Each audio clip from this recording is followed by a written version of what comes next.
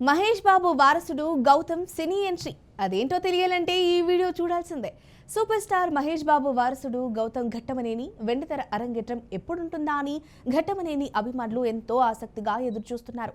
ఇప్పటికే బాలనటుడిగా నేనొక్కడినే సినిమాలో తన మార్కు చూపించిన గౌతమ్ ఇప్పుడు హీరోగా ఎంట్రీ ఇవ్వడానికి గ్రౌండ్ ప్రిపేర్ చేసుకుంటున్నారు.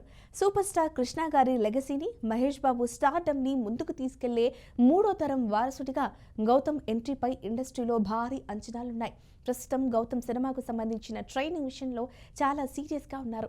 కేవలం బ్యాక్గ్రౌండ్ ఉంది కదా అని వచ్చేయకుండా నటనలో మెలకువలు నేర్చుకోవడానికి అమెరికా వెళ్లారు.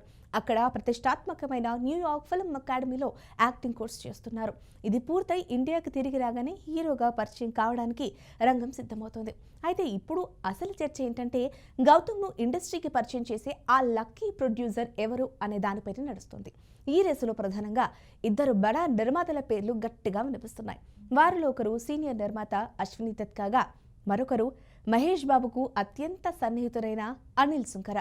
ఈ ఇద్దరు గౌతమ్ మొదటి సినిమాను తమ బ్యానర్లో నిర్మించడానికి పోటీ పడుతున్నట్లు టాక్.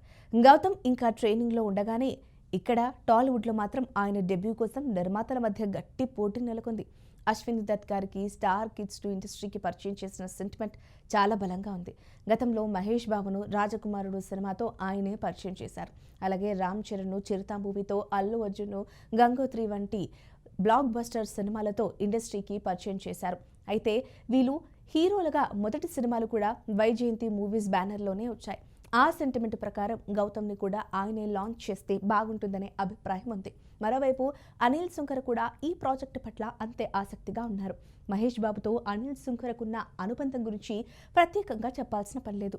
దూకుడు, సరిలేరు, నీకెవరు వంటి బ్లాక్ బస్టర్ సినిమాలను అందించిన ఆయన గౌతమ్ ఎంట్రీ సినిమాను ఎంతో ప్రతిష్టాత్మకంగా నిర్మించాలని ప్లాన్ చేస్తున్నారట.